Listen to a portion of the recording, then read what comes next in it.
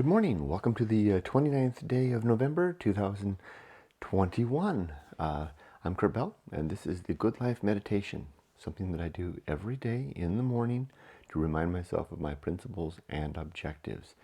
Let's do it. First, the objectives. These are the things that I'm striving for in life. First objective is to be always ready to die. To have my life in such a state that if I were to have a heart attack right now and die, first, my finances are in order. My wife and daughter won't be troubled by undue debt, or they'll know how to access bank accounts. I have a special sheet that's hidden away with access information to all the accounts, information, bank account numbers, passwords, URLs for the online access, etc., etc. Second thing is I want to make sure that all my family relationships and my friends and those that are nearest to me, our relationships are in good order. That I haven't been putting off trying to reconcile with anybody, or reminding them that I love them or care about them. That's the second thing. The third thing is that any work that I want to do in a more creative vein is complete as well. I'll make sure the audio is working. So basically, my book is written, and the other books are written too, but I'm most proud of Going Alone, which this book right here is the book that where these objectives and principles are listed.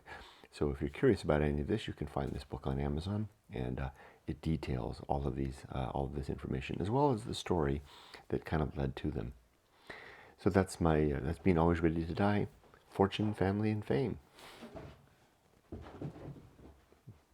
The dogs are playing. The next objective is the objective of the good and effective use of time. It's just a reminder to not waste time. There's so little of it to each of us, and it's so easy to fritter it away on things that are essentially just filler. So I try not to do that. The third item is the development and maintenance of good and sound life principles. What is the difference then between good and sound?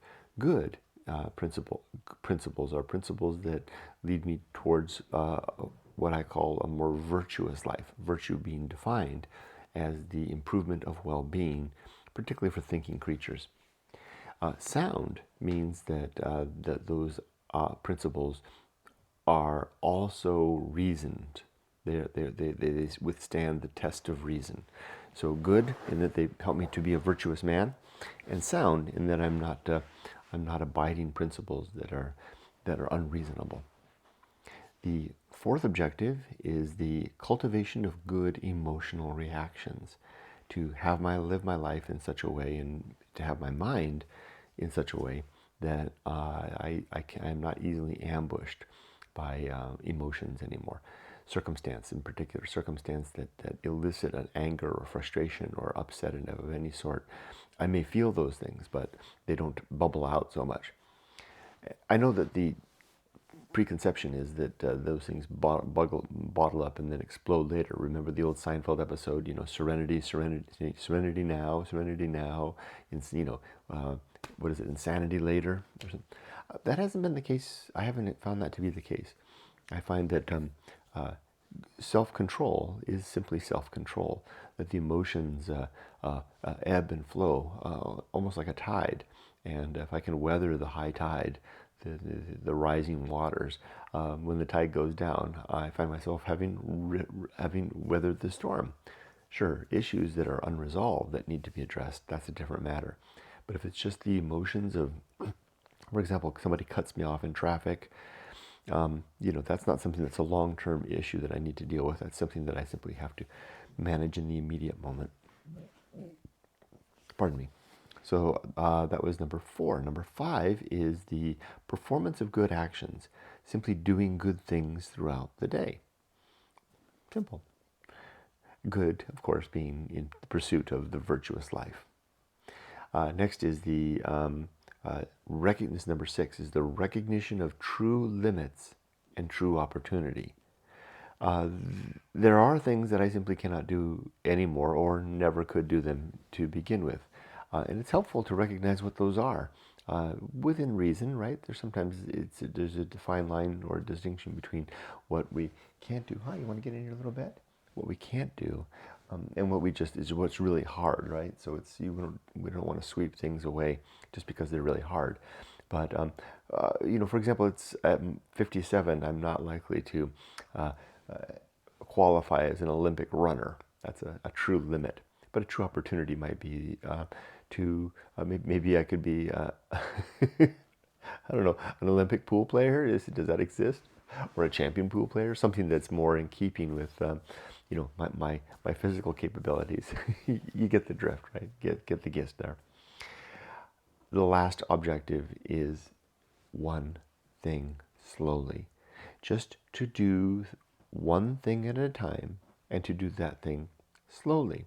Like for example, right now, I am trying to concentrate on doing this good life meditation slowly and deliberately. As I said yesterday, I want to insert a pregnant pause between each of the principles and objectives so that I have a segue.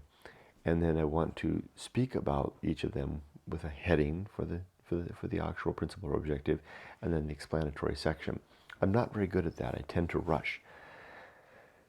So I'll take a breath. Add a little bit of a margin there, and now we'll carry on.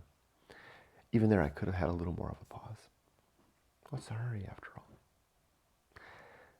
It's a good thing to have a little self-control, right? Just a little. Okay, now let's do the principles. There are 27 principles, maybe soon to be 28. I have another one that I'm kind of thinking about, and I'm going to make a change to another one. The first principle is the principle of war. This principle suggests that I should always be at war with every assertion of truth. Anything that someone claims is true or that I propose as true deserves to be fought out. It needs to demonstrate its value, its worth, a good reason to be held as true. That's the principle of war. Principle number two is the principle. I was trying so hard. Let me take a sip here. I was trying so hard to bring about that pause between the two principles that it appeared contrived to me. It's like okay, I'm ready for the next one. I have a hard time making it natural that way. I think it's because I'm naturally a fast speaker. Principle number two is the principle of reason. Reason is the instrument of the war that I mentioned just a moment ago. And reason has three sub-principles. These are honesty, objectivity, and doubt. I've got to reverse that order because I wind up giving you guys the finger every day. Honesty, because I need to be. I shouldn't be fooling myself or others about what anything at all. I should be honest with these things. So that's why it's a sub-principle. Objectivity, because I want to, whenever possible, to be as objective as possible. I recognize that there is a lot that's subjective in the world, but wherever possible, if I can find objective truths, then that's a good thing. And then honesty, objectivity, and doubt. Skepticism. I want to be a person that always asks why. Maybe I should move to Missouri, right? The show me state. So reason, honesty, objectivity, and doubt. That's the way that's the attitude and the perspective I want to have going through life, especially when dealing with propositions of truth. Number three is the homunculus, the little man or woman that lives inside your head. In my case, I try to remind myself that my consciousness appears to be nothing more than an emergent property of my brain matter, and which is supported by all this other biology and the environment around me, the ecosystem and all that. So I've got this emergent little spark inside me that peeks out through the eyes and listens through the ears. Emily has a very nice drawing of that. Maybe I'll show it to you. Yeah, what's the hurry, right? Inside my book, Going Alone, each chapter has a drawing that was done by my daughter. And one of those is the homunculus. Let's see if I can find it really quick. That's not it.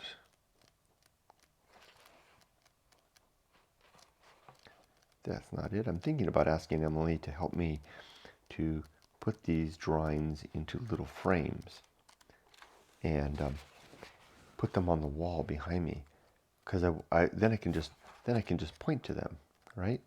Rather than having to thumb through the book every time like this. I know she knows how to do that because she did that. She showed me before. And see, I can never remember which chapter these things are in.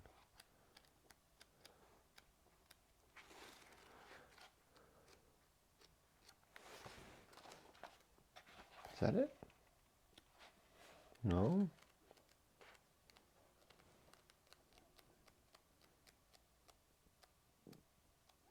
You know what I should have? I should have a glossary of images.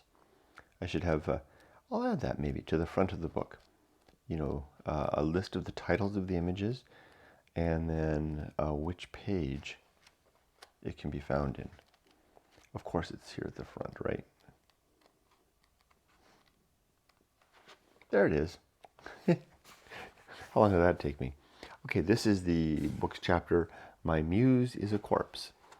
And there is Emily's depiction of the homunculus. See the little head with the little man inside, and he's got the wires coming in from the ears, and he's peeking out through the thing in the front. That's the homunculus. And no, it's not a word. I didn't make that word up. It's a word, classic word. It refers to a little man or a woman. You know, typically, like I think inside your head. So it's simply my reminder that when I die, my consciousness is going to wink out with me too. I don't think that I have a soul. I don't think souls exist. At least I have no reason to believe so. I'm not stating an affirmative assertion that I'm not stating in the affirmative that souls don't exist. I'm simply saying I see no good reason to think that they do exist. The concept is a great concept for anyone that wants to convince themselves that life goes on after death. It's a great vehicle for that, but I can't see any good reason to think it's actually true. So I try to remind myself that my consciousness is, just like I said before, an emergent property of my biology, and is going to die just as just like my spleen will die when I die. The next principle is the principle of the Anchorhold. There's another drawing in the book for that one, but I won't suffer you to wait while I find it. The Anchorhold this is an important one for me, even right now. What I mean with that is I'm in a transition period of life right now, and I'm having a hard time because I'm anxious about my new job. We're in a new home.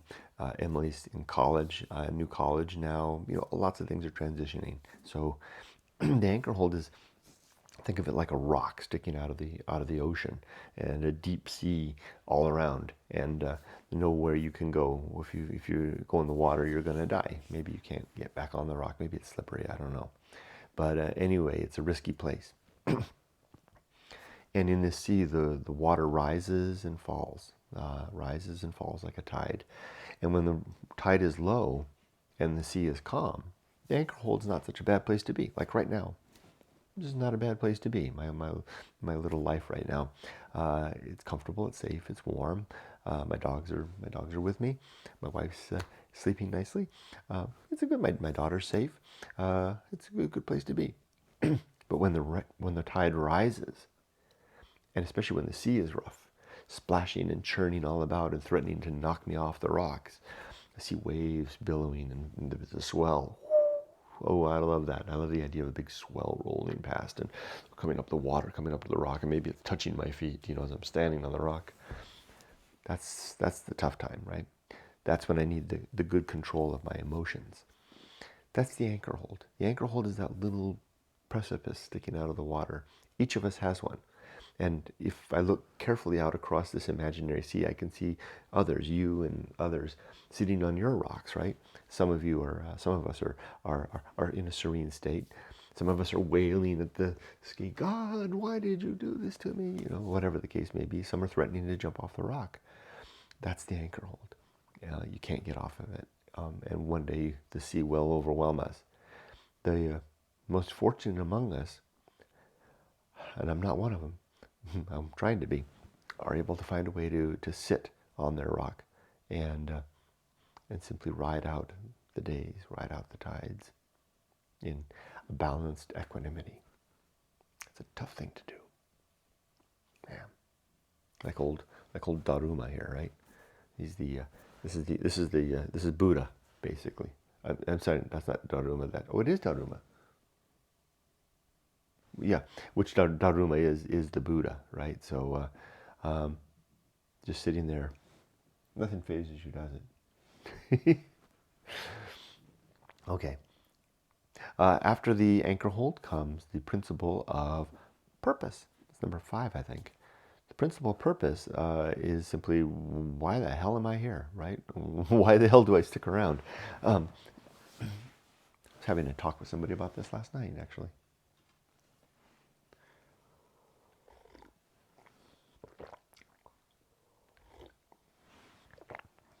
I don't think he would mind me referring to that at all.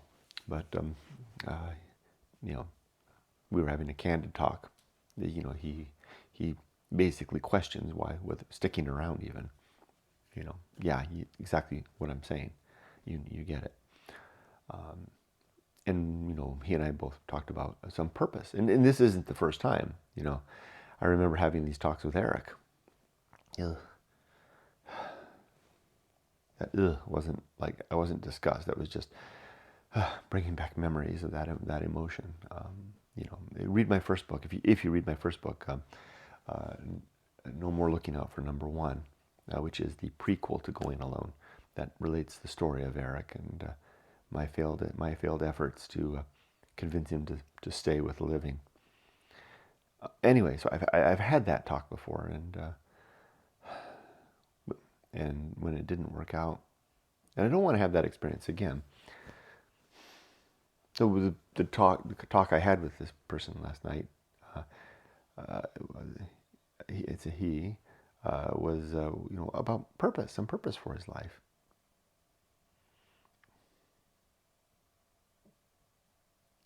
It's a tricky one, because the principle of purpose, in my good life meditation, I believe the universe has no inherent purpose. So it would be really easy, for example, if I was a minister or a priest or something like that, to say, well, God has a purpose for you. In having this talk I had last night, God has a purpose for you, and your purpose, we don't know what it is, but God knows what it is, and it's important. Life is sacred, and it's important to stick around to fulfill that. It would be a sin to commit suicide. I can say none of that. I don't. I don't think there is a God. I don't think that it's a sin to commit suicide. In fact, the Stoic tradition that I aspire to follow sees suicide as actually a viable exit when life becomes too much. Worst of all, I don't think life has any inherent purpose. That's what I try to remind myself with the principle of purpose. There are 3 sub-principles. The principle I can't remember purpose. The sub-principles of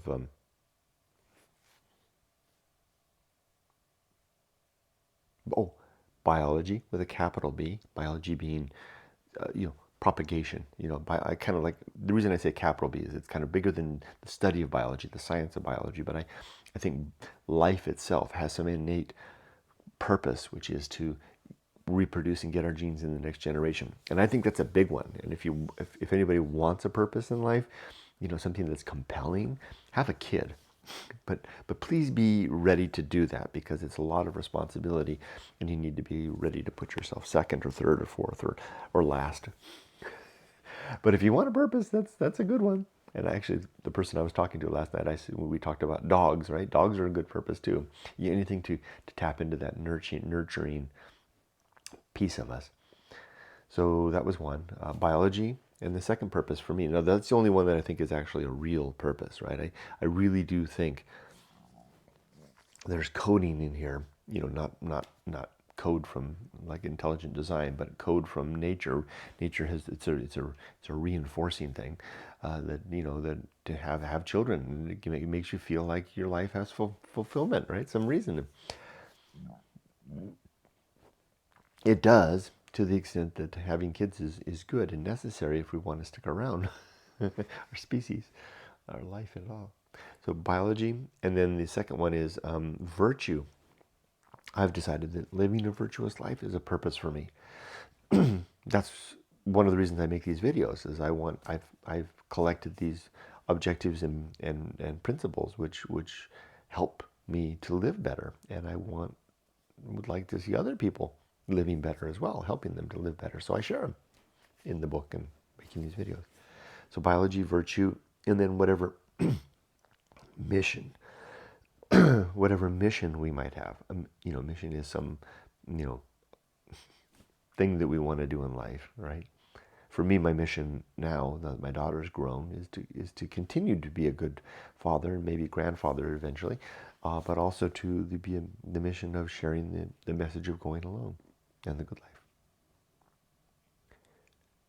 After purpose, the next principle is the atomic principle, number 6. The atomic principle simply suggests that life is nothing, or that everything is simply built and made up of bits and pieces, that atoms and molecules, that will change, fall away, and it's simply mainly a reminder to me that this hand, uh, I'm going to be dead very soon. By very soon, I don't mean tomorrow, but within 20 to 30 years, which is very soon. And this will most likely be burned up. But if I'm put in a grave, I'll eventually rot away, no matter how good the embalming is. If I'm really lucky, they'll just lay me in a forest or in the desert somewhere, and I'll just decompose out there and be consumed by the animals, tearing me limb from limb and chewing out my eyeballs and all that stuff. It's just fine. I'm fine with all of that. But this will be gone away. My father, maybe you've heard me describe bones at the bottom of the sea. My father was cremated, and his ashes put in the ocean just outside of the harbor at Dana Point. And he is utterly dissolved away, right? Initially as heat and energy and the flames that burned him up, his body up. And then the ashes that were dissolved away in the sea, and I'm sure were taken up by phytoplankton and other organisms, and he's now a part of whatever was left of there is now a part of the ocean ecosystem there. All that really may remain are some chips of bones that sunk to the bottom of the seabed out there outside Dana Harbor, Harbor. I don't know. It's been 20 years, so probably covered it, been half an inch of sediment. Excuse me.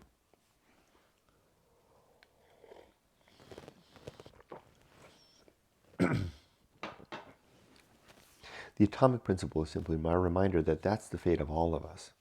And without a soul, and so too, all this consciousness and all the things that we think about, all the memories that we have, are going to, dissolve away. And those won't even, memories won't even come down to atoms again, right? They're like a flame, right? That you snuff the flame out, or when the music stops, where does the music go?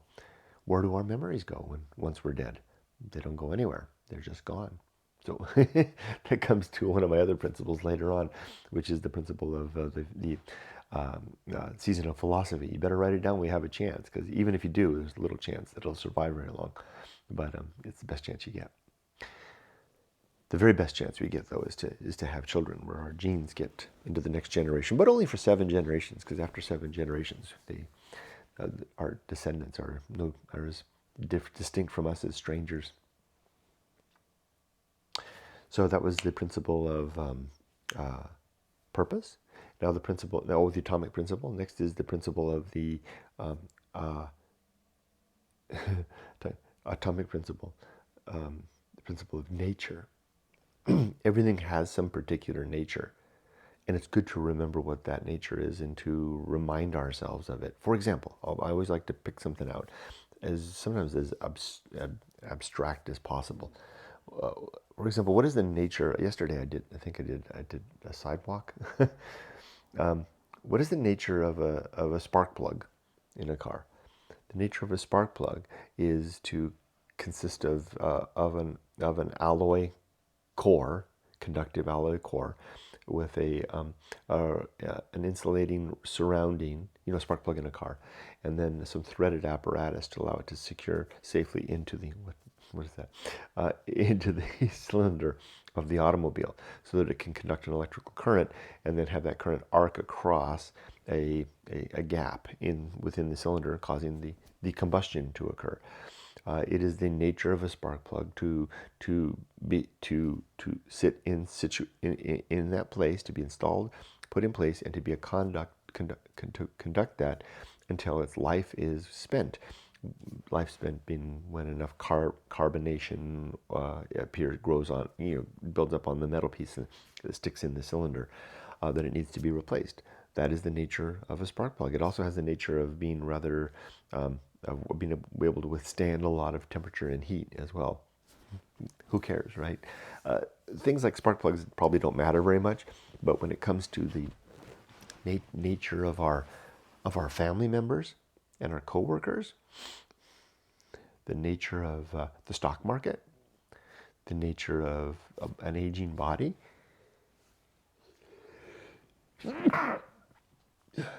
excuse me, that stuff really matters. If we're ready for it, if we remind ourselves of what our nature is, then when we behave according to that nature, or others behave according to their nature, then we're not surprised. That's the principle of nature. Then after the principle of nature comes the pirate ride, RMAT. It comes directly from the Disneyland Pirates of the Caribbean. I got the idea in the Pirates of the Caribbean, watching the pirates. Well, I wasn't actually on the ride, but I was remembering the ride, and how they just simply were acting out according to, mechanisms, right, and energy, and matey, and forever the ones in the jailhouse are forever trying to entice the dog to bring the keys, right? I think that you and I are very similar to that. We're just a lot more, our robotics are a lot more compelling, and they give us the illusion that we somehow have some agency. I don't think we really do. I think that we're free will is an illusion, and that although we can try to figure this one out, I can't. Yeah, but it seems to strike closest to the mark. Even though we can make any choice that we want to make, I don't think we would have made any choice other than the one that we did. Now, I can't prove that, right? I can't get in a time machine and go back and make a different choice for anything. So I'm kind of left with, an unfalsifiable claim. So yeah, it is an unfalsifiable claim. I can't find a way to prove it false. Normally, an unfalsifiable claim, I would proceed no further with it. Yet, I'm compelled to hold on to it. I'm compelled. Kurt, what are you doing? This sounds a lot like one of your sins, right? Isn't faith a sin? Yes, it is. So, guilty. Yeah, I forgive me, reason, for I have sinned. I'm believing we have no free will, in spite of the fact that I have no good, real, compelling reason to think so. Boy, but it sure does. And I hope I'm not doing it because it makes it easy. When I remind myself that I don't have free will, life becomes a little easier. It's like, in fact, there's another one of Emily's drawings. I'll show you. This one's a little harder to piece together if you don't understand, probably if you don't watch one of my videos talking about it. Oh, there it is. I found it right away. This is actually a drawing that I had Emily make that describes that here. The pirate. This is actually called. This chapter is Going Alone. The chapter Going Alone within the book Going Alone, and this is the pirate ride. Now, it's not a Pirates of the Caribbean, but what you do see is there's a boy on a bus, looking out a window, and the bus is floating on an angry, churning sea, and there's no driver. In fact, there's nobody else in the bus. And that's how I think we are. We are kind of like passengers in a vehicle that appears to be like it should have some agency to it, but it really doesn't, and it's just being tossed around on the whims of nature. And I think, what does it say up above? Oh yeah, it says, the thing up here says will, right? So our will looks like we're going somewhere that's being driven, but in fact we're just being tossed about. I just love this idea. Maybe I hold on to it because it just I love thinking about it. I love that. I love the idea that we don't have free will, but we appear to. Okay, after that, the next one is maturity, and there's two sub principles on wisdom and fortitude. I think yesterday I was getting these backwards. I was calling it the principle of wisdom with sub principles of maturity and fortitude. No, it's maturity is the principle, and the two sub principles are wisdom and fortitude. Wisdom is what we gain through the course of our life, where we make mistakes, we have successes, and we learn from both, particularly the mistakes. And then fortitude is the strength that we have to remember when we remember the best and worst courses that we've taken, to avoid the mistakes in the future. It takes work, right? It's one thing to know about the mistakes. It's another thing to avoid them again. It's not very wise if you keep making the same mistake over and over, even if you're aware of it. So that's the principle of maturity. The next one is the principle called the social principle. The social principle simply suggests that our best ends in life are social ends. I was very tempted at a young age to go the solo route, to go alone in earnest. That would have been a grave mistake for me. I think it would be for most of us, actually. In fact, I worry when I see young people who are choosing that route. Although I do think we should give ourselves the decade of the 20s to ourselves. Once we hit 30, I think it's better to start collecting what could be a family, or at least a collection of friends. I don't know if the traditional family model is necessarily the only option. Maybe a good, sound, covey or bevy of friends would do the job too. But if you're so inclined, then family, especially with children. But again, be careful. Make sure that you're ready to give of yourself fully to the children. Our lives are better if we're social. Our lives are better if we have people. This said from the guy that wrote a book called Going Alone. Remember, the point of Going Alone, the book, is not going alone. It's the coming back. It's got a happy ending. Okay, after the social principle comes the principle of public speaking. The idea that when we are communicating, we should use few words, carefully chosen words, deliberate being words that have a particularly intent and meaning, right? The words that convey the message we want to say. And also that when we're speaking about others, that we speak about them as though that person, if they're not with us, as though that person were actually sitting there listening to what we say. Of course, we're not going to be very likely to gossip or say bad things about them if they're sitting right there. And it's good to avoid gossip and maybe slander. Okay, the next principle is the principle of the Feast of Offal. Offal, of course, is the waste when you butcher an animal, right? It's the tongues and the toenails and the hair that get either discarded or made into sausage. I think that there's a kind of an offal that's created in our cerebral lives when we have the waste and byproduct uh, of our thinking and living, especially our intemperate thinking and living. Um, where temperance is the controlled consumption of everything. Uh, the Feast of Offal occurs, and I think I got this out of order. I think I meant to do Temperance next. Okay, let me finish the Feast of Offal. I'll go back to Temperance, and then we'll carry on. I think I did. I got it out of order. So the Feast of Offal. Well, no, it doesn't make any sense because I need Temperance. I need to talk about Temperance in order to make sense of the Feast of Offal. That's right. That's why I put Temperance before it. Temperance. So let's go back a principle. The principle of temperance. Temperance is our controlled consumption of anything. In particular, I want to talk about our tempered consumption of um, well, everything. I guess it's not a focused thing, right? Food and drink and work and play and whatever. But I also want to temper our what we say. Temper. So whatever's happening inside doesn't mean we have to necessarily spew it out and churn it out into the world, right? We can temper our our ejaculations. I can't believe I said that.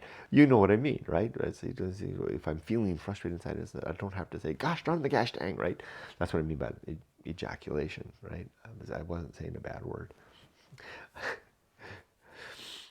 Okay, remember what I said earlier about public speaking, about the principle of public speaking? Well chosen words. That was not a well chosen word. It conveys the meaning that I wanted to say, but it's too distracting because we all think our minds go to the gutter when I say it. What I should have said instead was our expression of thought, right? So whatever's going on inside, to be able to be stoic and to contain that. Anyway, back on track. Temperance is our controlled consumption of thoughts, words, actions, etc. The Feast of Offal is when we do not temper those things and they spew out anyway, and they upset others around us, and including ourselves. They act as a nice release for us, but we get others upset because we're basically losing control. So the Feast of Offal is to basically not lose control, to maintain control over what we are saying and doing and acting and behaving. That's all it is. Because when we act that out, it reflects poorly on us. It's certainly not a good thing to do in the workplace or in the family or anywhere. And it also upsets others, who then in turn do the same thing. And that's why it's a feast, because we're feeding off of it. The guy in the next cube is having a really tough day, and he's losing his crap, and he's making a lot of noise, and maybe he's taking it out on me, and that upsets me. And then I do the same thing. I take it to somewhere else and do the same thing, and it just spreads on. It's a banquet. Cheers. Okay, after the Feast of Offal comes temperance, and then the Feast of Offal comes the principle of distraction. I think that we all work to distract ourselves through life, through work and play and et cetera, because we don't want to see the awful truth that appears that that there is no God, that the universe doesn't give a damn about us, and that we're on our own. So we distract ourselves from having to see that. So I try to watch out that I'm not doing that too much, because I do want to see what is real. Next is the principle of, after the principle of distraction. Oh, I just talked about it, its agency and the great indifference, but I didn't give it a name. That segues in. Those two kind of come together.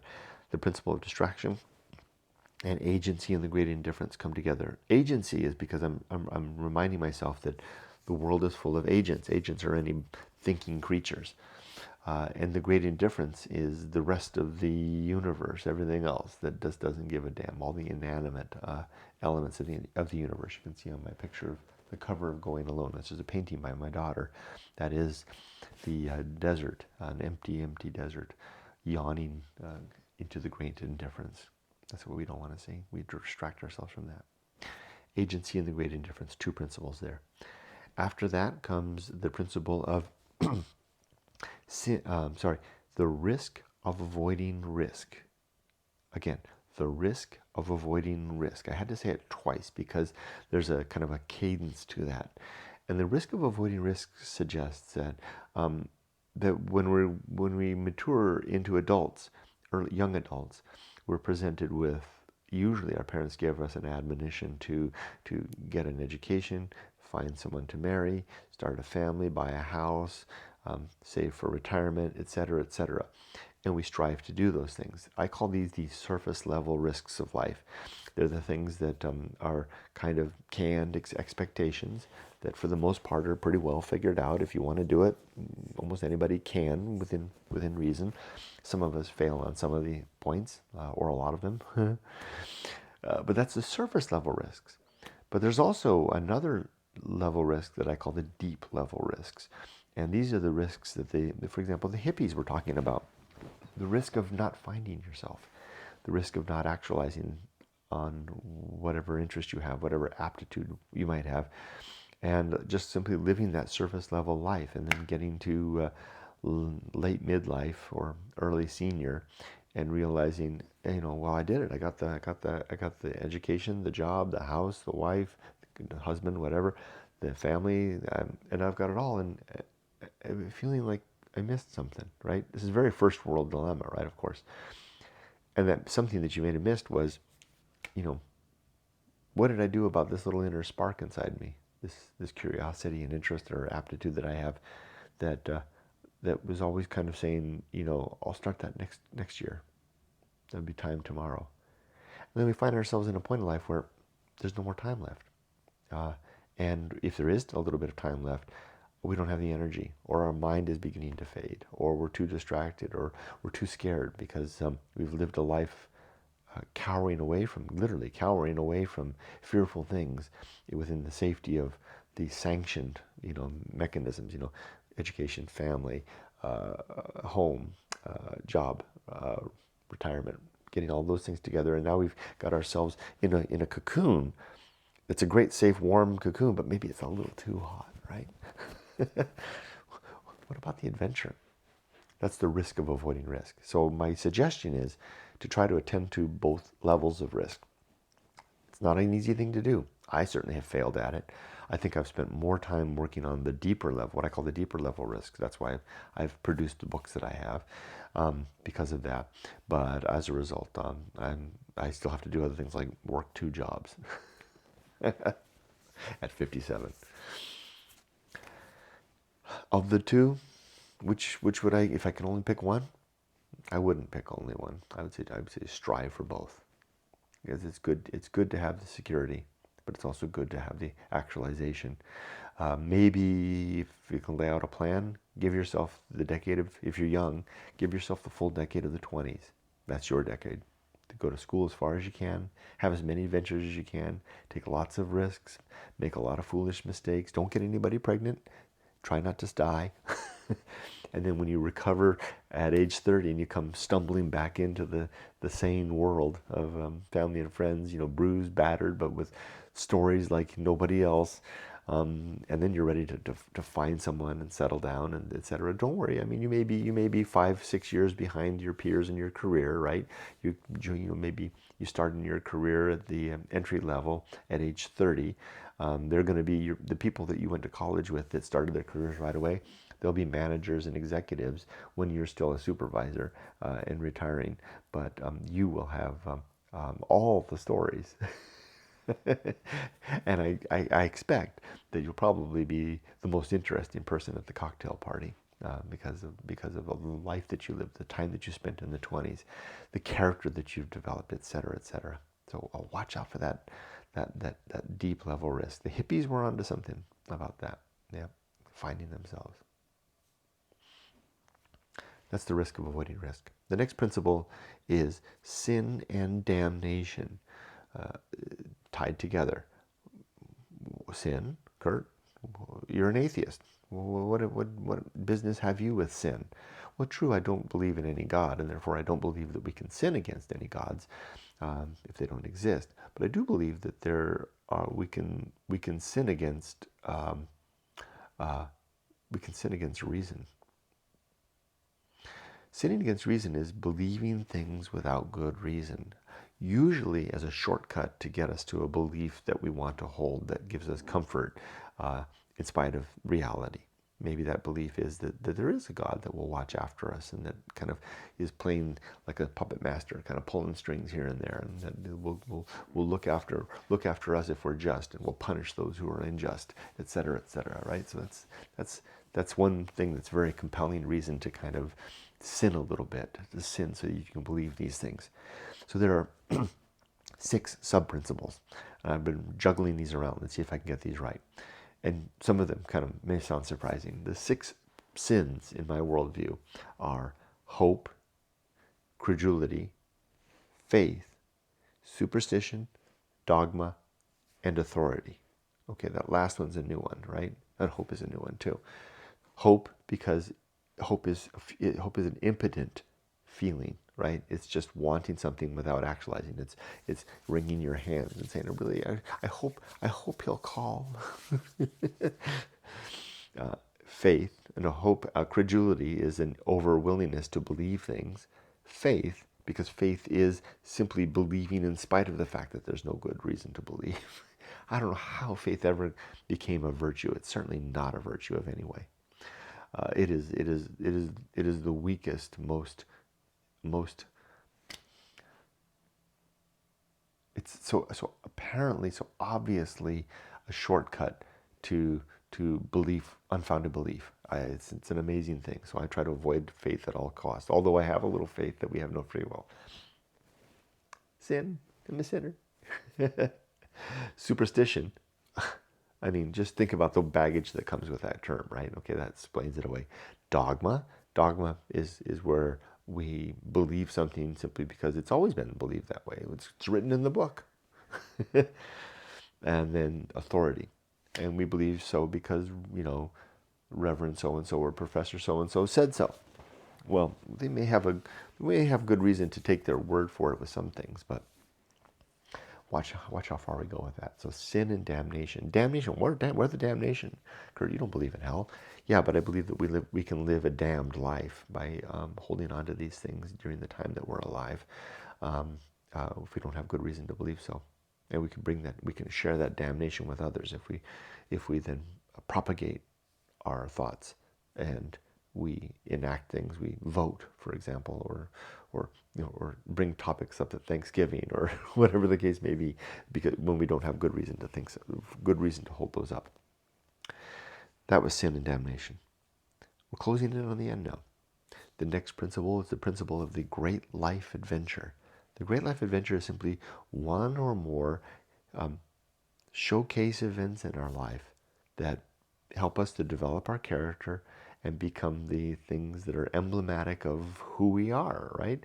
I like to say, for example, a lot of veterans of wars, as terrible as the war may be, if they survive or come back not too badly maimed, or even if they are maimed, it may even help the cause. They come back with a fantastic, great life adventure. Fantastic in terms of it's really something they can sink their teeth in. They can sit on being a veteran, flying the flag, the bumper sticker, getting free coffee at breakfast, for whatever, Veterans Day. I hope I don't cross any lines. I'm not trying to disparage that in any way. I'm simply illustrating the fact that a lot of veterans milk that fact as their great life adventure. I remember I was old enough to remember the World War II era, and there were a lot of old men that they were old at the time. That was the thing that just kept on coming up in their life, right? Was back in the war, back in Germany or back in the Pacific Theater, whatever the case may be. And it was a key thing for their identity. Another one, for example, you can have a career that comes the case. Police officers are often like that. It's the whole community thing. Firemen as well. IT project managers, not so much. You may have you may do something in your life, go on a vacation that you never stop talking about, or have something that occurs. Right now there's a kind of a lot of people that are coming out of, like, I've noticed on the internet, a lot of Jehovah's Witnesses or Mormons that are coming out of it and creating YouTube channels to talk about their experience as in those institutions. That's their great life adventure, and they have created an identity and almost a mission based on it. So what is yours? You know, my great life adventure for the most part has been the experience of the life that I've shared with my wife, that going back and forth between Japan and America. We're on our fourth or fifth time back and forth in 35 years. And then all of the fallout from that, the good and the bad, that has come about from that, and has created the character, which is me. And I capitalize on that just as the World War II veteran does, with the little cap and says, PT whatever the heck, and I've got my little guy here with my old softy papa thing on the top, and I've got my book, right? So, what's your great life adventure? After the great life adventure comes the season of philosophy. I talked about that a little earlier. The season of philosophy is a time to record our ideas, our impressions of the world. Now, we have to be careful about this. Oh, good, both dogs, I just realized both dogs are using the beds. The season of philosophy comes when it comes. There's this idea of a muse. The muse speaks, whispers into our ear. And when it's speaking, you better record what's in it. It's not just me saying that.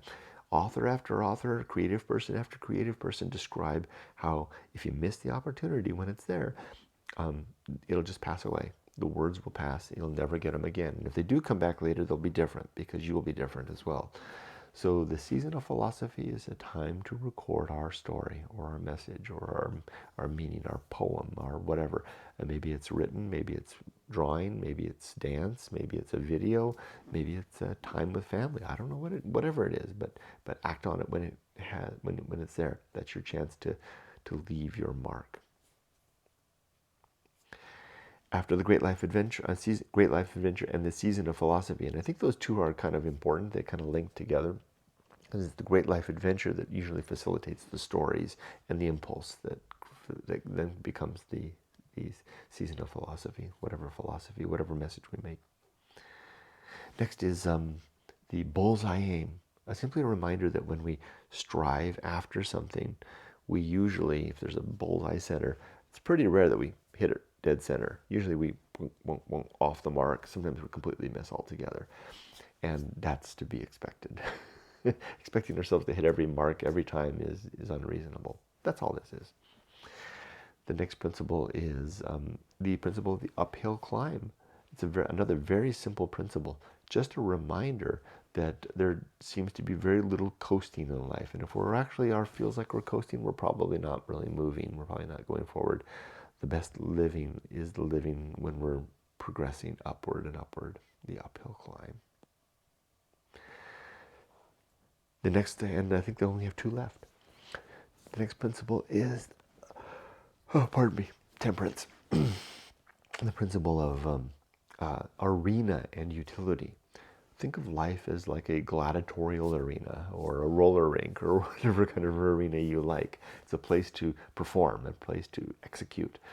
And the tools that we use in that are like a utility belt that hang off of our side.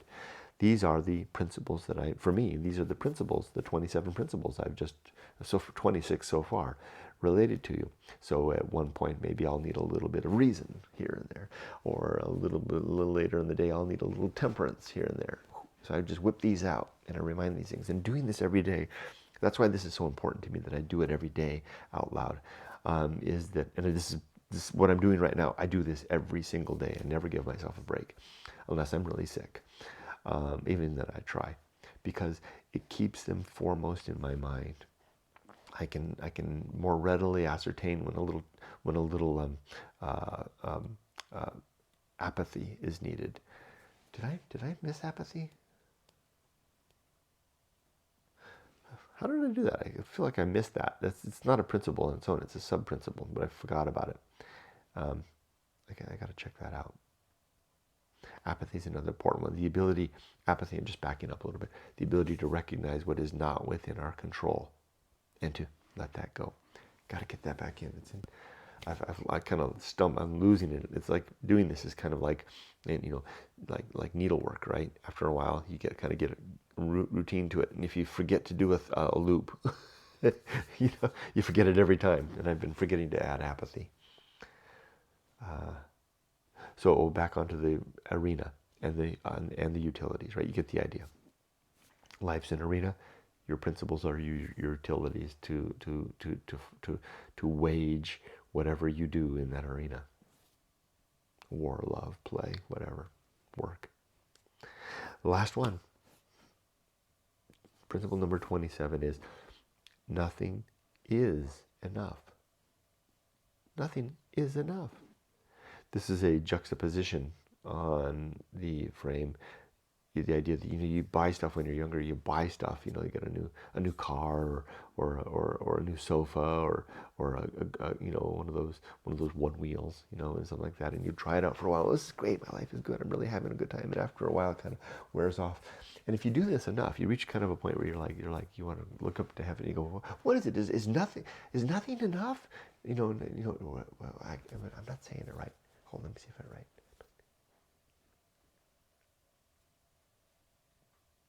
Oh yeah, you want to say it like this. Nothing is enough. Nothing is enough. It's like I can't be satisfied. I keep adding stuff, but none of it really seems to satisfy. The right way to change the phrasing, and I'm really butchering this, but the right way to change it is to change the emphasis from the first word nothing to the word is. To say nothing is enough. To lay emphasis on the idea that stop doing that, or at least do it less, or at least do it with a reasonable expectation that it's not going to be happy for very long. Stuff rarely is. Stuff rarely gives us that. But instead to realize that, wow, if you can be happy with less, particularly with nothing, wow, imagine that. Be like him.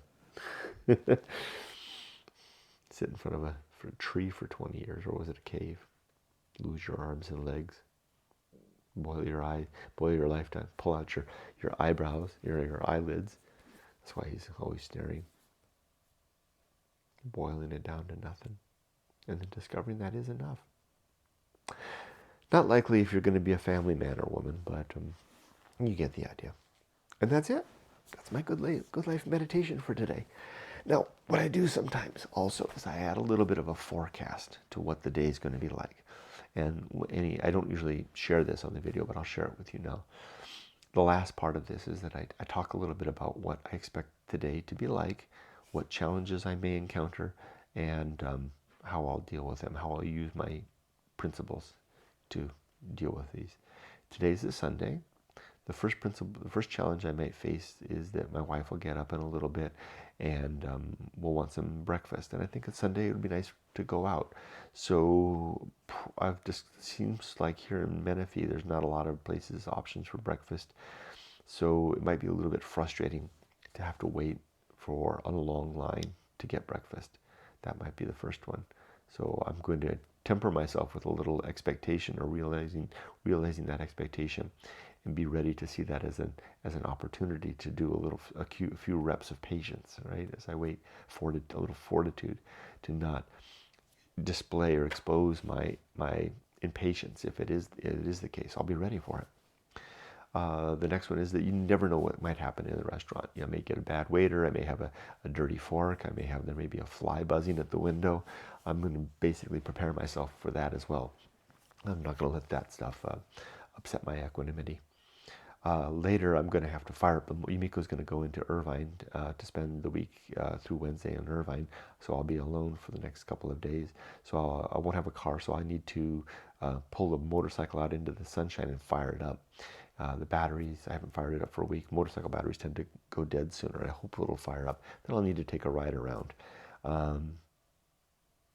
The battery may be dead, in which case I'll be stranded this week. And that could happen.